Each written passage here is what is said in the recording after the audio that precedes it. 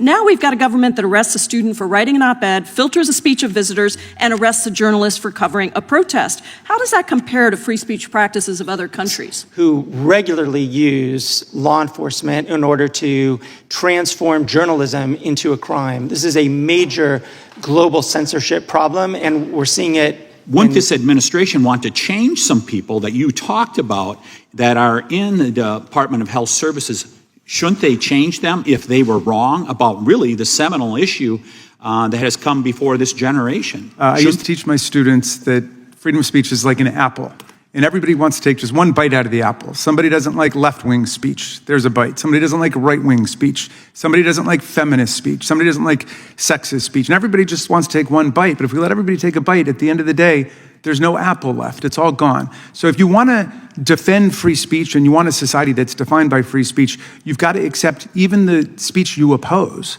the speech that you abhor. Now, Professor Kay, we want to try to bring some objectivity to the conversation. I looked up the Reporters Without Borders rankings of every country in the world, according to press freedom. Norway was number 1. North Korea was number 179. It's like a totalitarian dungeon. The UK was number 20. The US was number 57 under Trump, down from 45, where it was before. Russia, which some people here lionize, was at 171. The freedom of speech universally. I think it's a principle that you advocate for everyone, not just for people who are in your party or people you agree with. You said that there should not have been a protest against the Gaza war in the UK. And then when it went ahead, the police refused to shut it down. You called them gutless for not shutting it down. Do you regret having opposed that, given that there was no violence there and there were 700,000 people who wanted to express themselves that day? I have not opposed people standing up and protesting in favor of people living in Gaza at all.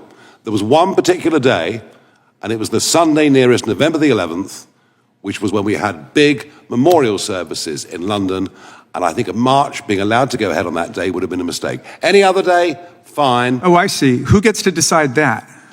Well, I think actually something that is embedded in the country, something that is absolutely fundamental to. That's why we have a written constitution. You might take that idea back to the UK with you. Well, because the freedom of speech applies 365 days a year here under the First Amendment, not 364 or 363, depending on some politicians heckling the government and telling them to shut down free speech. We have allowed mass pro-Gaza demonstrations in London, weekend after weekend. No thanks to you. All right, let me change. This was let me try another one. Sensitive day. That's all. I got you. It was a sensitive day. And I thought that's what the freedom of speech was about. You have a right to engage in speech that other people consider offensive or insensitive. But in any event, you've made yourself clear, Mr. Farage. 64 days a year if they want. You've made yourself clear to your constituents in Claxton today. Let me ask you this. Mr. Reed, I also wanted to ask you about the DMA because based on, I know you represent smaller app developers, but we also spoke with folks who represent Apple and Facebook and others, and it's a matter of public record the way that these companies are now sort of uniquely targeted under this law and the similar law in the UK. And honestly, it caused me to sort of see some of the ongoing negotiations around tariffs and other issues through a somewhat different lens. Because the way that American companies are being targeted with the DMA really is a tax or imposes or is a direct transfer of wealth from our country overseas. And these are some of the sort of non-tariff barriers that American countries are now facing. So could you give me your perspective on that and the DMA more broadly? Right. It's ironic that, as you say, it's a non-tariff trade barrier, but the ultimate biggest loser is usually the smaller and medium-sized companies.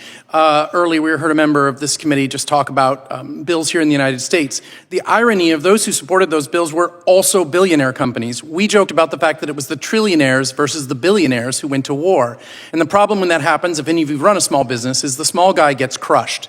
And what's happening with the DMA in Europe is their desire to put pressure on the U.S. companies means that there are fewer services, fewer features, and less trust are available for the smaller businesses to take advantage of. And that's how we get crushed, and that ends up being as you say, a non-tariff trade barrier because it puts the very companies that could compete with these giants at a disadvantage when they have to meet those new tests. Thank you. And I think that this is going to be an important issue for us to remain focused on, as to how we can alleviate these barriers that our companies are facing that honestly are hindering innovation in Europe as well. I yield back. And so now we've got, as the chairman illuminated a moment ago, we've got this issue involving Graham Lanahan, who here in the United States made a joke and then is arrested in the UK, correct? Yes, he's being arrested, or he was arrested for comments that he posted while here. And that's correct, Mr. Farage, you agree? It is. And that joke had something to do with, as I've looked it up, trans-identified males in female-only space, and he made some joke about that issue. That's exactly right. And so we've got now someone being arrested for alleged transphobia or some sort of hate comment involving a joke on another continent. Now, in the meantime, we've had Mr. Farage talking about Lucy Connolly, right?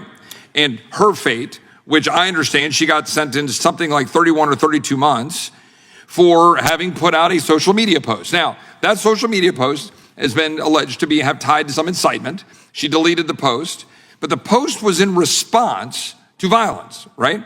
And on the heels of a whole lot of issues involving crime in the UK. Whatever the connection is, right, we're saying there is crime in the UK. Censorship tools that are being used by Europe and protectionist measures that have major consequences for U.S. companies and free expression worldwide. I'm glad to have you all here to get your views on those issues.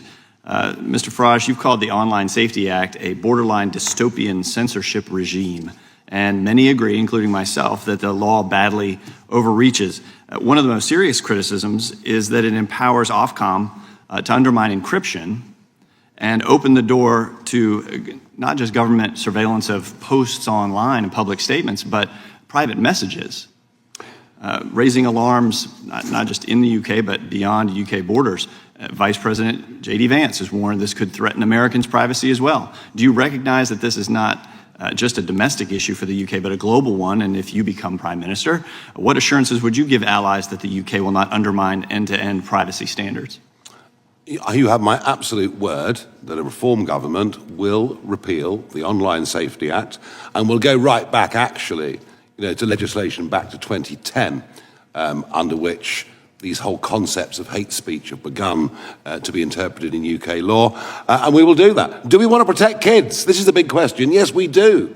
We need to find means, we need to find ways. I half suggested earlier that hardware could be part of the solution, but yes, we want to protect, to encourage and let free speech flourish. You've said Reform UK has access to some of the best tech minds to design alternatives. How do you propose to balance protecting children without scanning private messages or weakening encryption? I think, well, as I said, look, I don't have all the answers to this, but the British Prime Minister says he has got the answers to this. Well, if it's about protecting kids, why does the legislation give Ofcom the most extraordinary and frankly arbitrary powers? And why is there the establishment under the Act of an elite police force unit to monitor what is said online? So, it's far better to be honest and say we don't have the perfect solutions than to pretend we have with legislation that is a sledgehammer that misses the nut.